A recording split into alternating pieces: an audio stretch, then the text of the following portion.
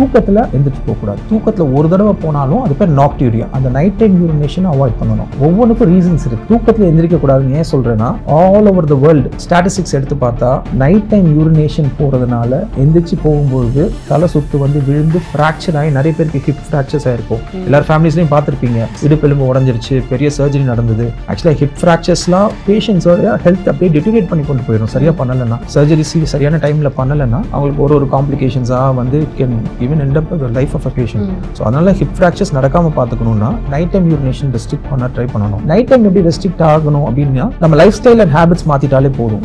சின்ன வயசுல வந்து சின்ன குழந்தை எடுத்துக்கிட்டீங்கன்னா primitive reflexes படி நைட்டு கூட urine, day and night urine போய்கிட்டே இருக்கும். ஸோ ஆஸ் த நர்வ்ஸ் எல்லாமே நல்லா மெச்சூர் ஆக யூரினரி பேட்டர்ன் நமக்கு ஃபிக்ஸ் ஆகிடுது. Day time 5-6 times, night time போகாமல் இருக்கிறது, தூங்கி காலையில் எழுந்து போகிறதுன்றது. ஏஜ் ஆக வயசாகும்போது என்ன ஆகும், எல்லா நரம்பு தளர்ச்சிகள் வர மாதிரி கொஞ்சம் பிரிமிட்டிவ் ரிஃப்ளெக்ஸஸ் எல்லாம் கொஞ்சம் திருப்பி ரீசர்ஃபஸ் ஆக ஆரம்பிக்கும். அப்போ இந்த நைட் டைம் யூரினேஷன் ப்ராப்ளம் எல்லாருக்குமே ஆரம்பிக்கும்.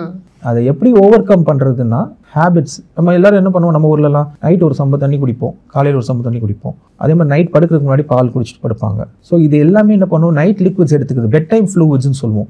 அது எடுத்துக்கிறது என்ன பண்ணுது, 2 hours ஆகும் கிட்னிக்கு அதை ப்ராசஸ் பண்ணி யூரினை வெளியில் தள்ளுறதுக்கு. ஸோ நீங்கள் குடிச்சிட்டு படுத்து தூங்குவீங்க, 2 hours அது எழுப்பி விடும்.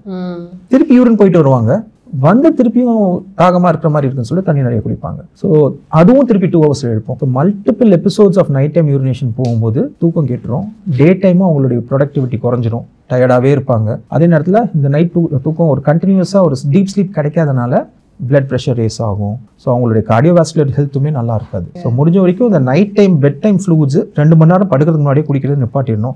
தண்ணி குடிக்கக்கூடாது அப்படின்னு கேட்டிங்கன்னா, டே டைம் குடிங்க. ஒரு 2.2 liters யூரின் பெர் டே போகிற அளவுக்கு இருந்ததுனா தான் கல் உருவாரவங்களுக்குலாம் நல்லதுன்னு சொல்லுவோம், வராமல் ப்ரிவென்ஷனுக்கு. தூக்கத்தில் எந்திரிச்சு போகக்கூடாது. தூக்கத்தில் ஒரு தடவை போனாலும் அது பேர் நாக்டியூரியா. அந்த நைட் டைம் யூரினேஷன் அவாய்ட் பண்ணணும். ஒவ்வொன்றுக்கும் ரீசன்ஸ் இருக்கு. தூக்கத்தில் எந்திரிக்க கூடாதுன்னு ஏன் சொல்றேன்னா, all over the world statistics எடுத்து பார்த்தா நைட் டைம் யூரினேஷன் போறதுனால எந்திரிச்சு போகும்போது தலை சுத்து வந்து விழுந்து ஃப்ராக்சர் ஆகி நிறைய பேருக்கு ஹிப் ஃப்ராக்சர்ஸ் ஆயிருக்கும். எல்லாரும் ஃபேமிலிஸ்லையும் பார்த்துருப்பீங்க, இடுப்பெலும்பு உடஞ்சிருச்சு, பெரிய சர்ஜரி நடந்தது. ஆக்சுவலாக ஹிப் ஃப்ராக்சர்ஸ்லாம் பேஷண்ட்ஸோட ஹெல்த் அப்படியே டிட்டீரியேட் பண்ணி கொண்டு போயிடும். சரியா பண்ணலைன்னா, சர்ஜரி சரியான டைம்ல பண்ணலைன்னா அவங்களுக்கு ஒரு காம்ப்ளிகேஷன்ஸாக வந்து it can even end up the life of a patient.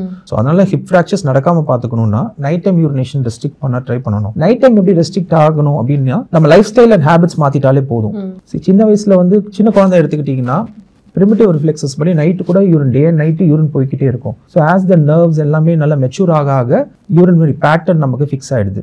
Day time 5-6 times, night time போகாமல் இருக்கிறது, தூங்கி காலையில் எழுந்து போகிறதுன்றது. ஏஜ் ஆக வயசாகும்போது என்ன ஆகும், எல்லா நரம்பு தளர்ச்சிகள் வர மாதிரி கொஞ்சம் பிரிமிட்டிவ் ரிஃப்ளெக்ஸஸ் எல்லாம் கொஞ்சம் திருப்பி ரீசர்ஃபஸ் ஆக ஆரம்பிக்கும்.